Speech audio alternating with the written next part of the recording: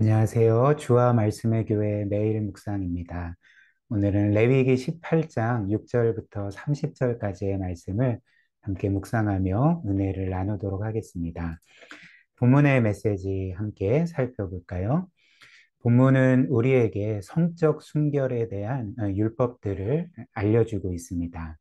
그래서 우리가 어제 본 것처럼 하나님은 이스라엘 백성을 애굽에서 구원하신 후에 그들을 가나안 땅으로 인도하시기 전에 그들이 그 땅에서 지켜야 될 율법들을 주고 계십니다. 특별히 18장 6절부터 30절에 기록된 이 여러 율법들은 한 가지만 빼고 다 성적 순결에 대한 그런 하나님의 뜻을 알려주고 있습니다. 그래서 본문의 말씀들을 한번 보시면 일단 6절부터 18절까지는 근친상간을 금하고 있고요. 또 20절 말씀은 다른 사람의 배우자와의 그 간통을 금하고 있습니다. 또 22절은 동성 간의 성관계를 금하고 있고요. 23절은 짐승들과의 그 성관계를 금하고 있습니다. 그리고 말씀드린 그 한 가지 그 성적인 범죄와는 좀 별개의 것인 또 금지 명령이 하나 있는데요. 21절을 보면 너희의 자녀들을 몰렉에게 희생 제물로 바치지 말라 이렇게 말씀하고 계십니다. 네, 그리고 이런 여러 많은 성적인 타락과 방종은 사실 가나안 민족이 심판을 받고 그 땅에서 쫓겨난 이유였습니다. 그래서 이에 대해서 24절과 25절이 우리에게 이렇게 알려주는데요. 내가 너희 앞에서 쫓아내는 족속들, 즉 가나안 족속들이 이 모든 일로 말미암아 더러워졌고 그 땅도 더러워졌으므로 내가 그 악으로 말미암아 벌하고 그 땅도 스스로 그 주민을 토하여 내느니라. 하나님께서 이렇게 말씀을 하셨던 거죠. 우리는 이 구약에 특별히 가나안 민족을 진멸하고 그 땅을 차지하라는 하나님의 명령을 뭔가 잔혹하고 또 뭔가 가혹한 정말 너무나도 부당한 그런 명령으로 그렇게 생각하는 사람들을 종종 보게 됩니다. 이것은 어떤 면에서 그 이 맥락을 모르는 사람들에게는 뭔가 하나님께서 잔인하시고 또 사람들을 진멸하시고 그들을 쫓아내시는 일에 대해서 정말 아무런 감정도 갖지 않는 분처럼 오해하기도 하는 것 같습니다.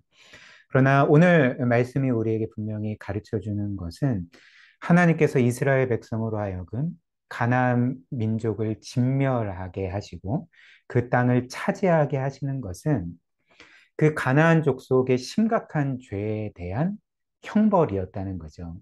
그리고 특별히 오늘 이 18장에 나오는 그 성적인 그 심각한 타락에 대한 하나님의 심판이었음을 우리가 깨닫게 되는 것입니다. 여기에서 우리가 한 가지 알 수 있는 사실이 무엇일까요? 하나님은 이 성적인 타락에 대해서 결코 간과하지 아니하시고 반드시 심판하신다는 것입니다. 가나안 백성이 극도로 성적으로 타락했을 때 그들을 심판하셨고 또 우리가 그 전에 볼 수 있는 것처럼 소돔과 고모라가 성적으로 극심하게 타락했을 때 하나님은 그들을 또한 심판하셨던 거죠. 또한 이스라엘 백성에게도 분명히 경고하시기를 너희 또한 가나안 족속과 같이 성적으로 타락하게 될 때 그 땅이 너희 또한 토해내리다. 이렇게 경고를 하시는 것입니다. 그리고 본문의 두 번째 메시지는 그 이스라엘 백성이 짓는 죄, 또 우리가 짓는 죄는 하나님의 이름을 더럽힌다는 것입니다. 하나님은 이스라엘 백성이 가나안 백성처럼 타락하지 말아야 될 이유, 성적인 그 범죄를 행하지 말아야 될 이유를 그 하나님의 이름이 그로 인해서 더럽혀지기 때문이다. 이렇게 말씀을 하십니다. 21절이 이렇게 말하죠. 너의 하나님의 이름을 욕되게 하지 말라. 나는 여호와이니라. 이렇게 말씀을 합니다. 하나님의 백성의 죄는 하나님의 이름을 욕되게 한다는 것이죠. 더럽힌다는 것입니다. 이는 한편으로 경고의 말씀이 아닙니까? 바로 우리의 죄 때문에 하나님의 이름이 더럽혀진다, 욕되게 된다. 이 말씀은 우리에게 한편으로 경고의 말씀이지만, 그러나 곰곰이 이 한 구절을 묵상하면 이는 우리를 하나님께서 어떻게 대하시는지, 정말 어떤 사랑과 은혜로 대하시는지를 보여주는 말씀이라 할 수가 있습니다. 왜 그럴까요? 너희의 죄로 인해서 내 이름이 더럽혀지고 또 욕되게 된다는 말씀은 하나님께서 그분의 이름의 영광을 우리에게 두셨다는 것을 의미하기 때문에 그렇습니다. 즉, 그 무한한 창조주요 주권자이신 하나님은 그 이스라엘 백성과 우리를 그분과 하나로 묶으셨다는 거죠. 그래서 우리의 영광이 그분의 영광이 되고 그분의 영광이 우리의 영광이 되게끔 하나님과 우리를 하나로서 그렇게 엮으셨다는 것입니다. 그런 이유로 하나님은 너희의 죄가 나의 이름을 더럽게 한다, 욕되게 만든다. 단순히 이렇게 말씀하시지 않고 본문 말씀처럼 너의 하나님의 이름을 너희의 죄로 인해서 욕되게 하지 말라. 나는 너의 하나님이고 너희는 나의 백성이기 때문에 너희의 죄는 나의 이름을 더럽힌다. 이렇게 말씀을 하는 것입니다. 바로 이런 하나님의 경고 안에는 하나님이 우리를 어떻게 대하시는지, 우리를 얼마나 귀하게 여기시는지, 우리와 같은 피조물일 뿐인 존재들을 그 창조주 하나님과 하나로 묶으시고 그분의 영광이 우리의 영광이 되게 하시고 우리의 영광이 그분의 영광이 되게끔 하실 정도로 하나님이 우리를 그렇게 귀하게 여기심을 우리에게 알려준다는 것입니다. 그렇다면 하나님이 이토록 우리를 귀하게 여기시고 그분과 우리를 하나로 묶으시고 이런 사랑과 은혜를 우리에게 베풀어 주셨다면 우리가 감히 이런 하나님께 죄를 지을 수가 있을까요? 우리에게 베풀어 주신 이 사랑과 은혜를 기억한다면 우리는 도리어 하나님의 이름의 영광을 소중히 여기고 그 이름의 영광을 위해 순종하는 삶을 살아가게 될 것입니다. 마지막 본문이 우리에게 주는 세 번째 메시지는 성적인 죄는 하나님의 이름을 더럽힐 뿐만 아니라 우리 스스로를 더럽힌다는 것입니다. 24절과 25절 다시 보시면 이렇게 말씀합니다. 너희는 이 모든 일로 스스로 더럽히지 말라. 내가 너희 앞에서 쫓아내는 족속들이 이 모든 일로 말미암아 더러워졌고 그 땅도 더러워졌으므로 내가 그 악으로 말미암아 벌하고 그 땅도 스스로 그 주민을 토하여 내느니라. 이렇게 말씀을 합니다.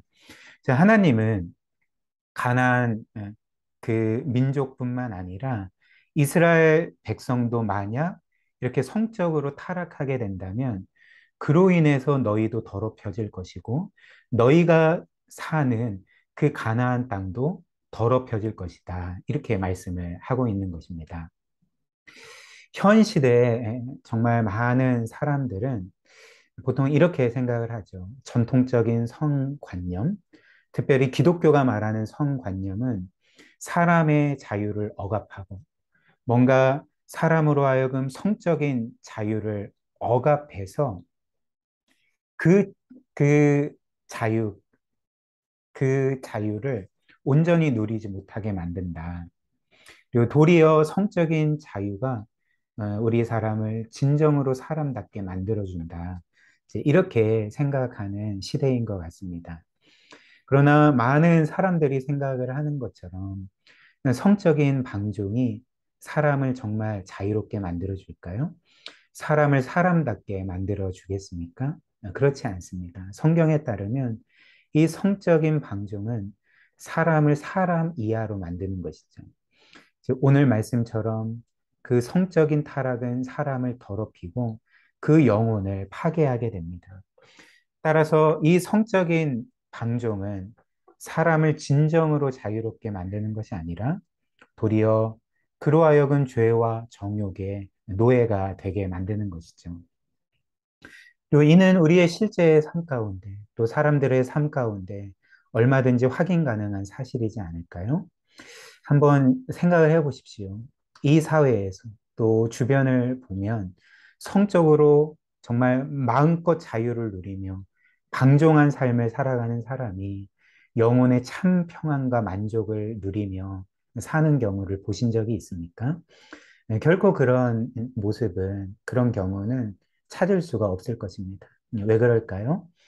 이런 성적인 방종 자체가 하나님께서 사람을 만드신 그 창조의 원리와 질서와 어긋나기 때문에 그렇습니다.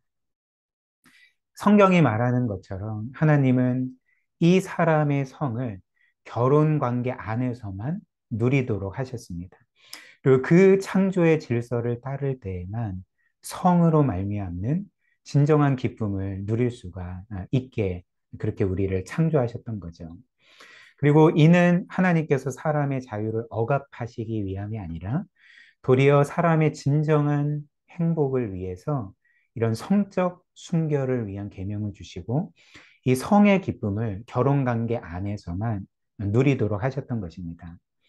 이는 그 꼭 성적인 순결에 대한 계명들에만 해당되는 것이 아니라 하나님이 주신 모든 계명과 율법에 적용되는 말씀인 거죠. 이를 우리는 신명기 10장 13절에서 볼 수 있는데요. 이렇게 분명히 말씀합니다. 내가 오늘 너의 행복을 위하여 너에게 명하는 여호와의 명령과 규례를 지킬 것이 아니냐. 하나님이 이스라엘 백성에게 계명과 율법을 주신 목적이 무엇입니까? 그들의 자유를 억압하기 위함이 아니라 그들을 불행하게 만드시기 위함이 아니라 너희의 행복을 위해서 하나님께서 계명과 율법을 주셨다. 이렇게 말씀을 하는 거죠. 따라서 다시 말씀드리자면 성적인 방종은 이 창조의 질서를 깨뜨리고 사람을 불행하게 만듭니다. 사랑을 진정으로 행복하고 자유롭게 만들고 사람을 사람답게 만드는 것이 아니라 사람을 사람 이하로 만들고 그리고 사람의 진정한 행복을 빼앗고 그 사람을 불행하게 만든다는 거죠. 왜냐하면 이것이 창조의 질서를 깨뜨리기 때문에 그렇습니다. 이런 이유로 오늘 본문의 23절은 이 성적 방종을 가리켜 이는 문란한 일이니라고 말합니다. 근데 히브리어 원문을 보면 이 문란한 일을 그 히브리어 테벨로 표현을 했는데요. 사실 이 테벨이란 말의 원래 의미는 어떤 질서를 뒤엎는 것을 의미합니다.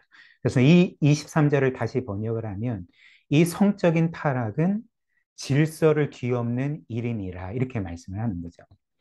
이처럼 성적인 죄와 방종과 타락은 사람의 창조의 질서를 깨뜨리고 그 원리를 뒤엎음으로써 사람에게 진정한 행복을 가져다 주는 것이 아니라 그를 불행하게 만드는 것이라는 거죠. 오늘 본문 말씀 기억하며 우리가 함께 기도하면 좋겠습니다.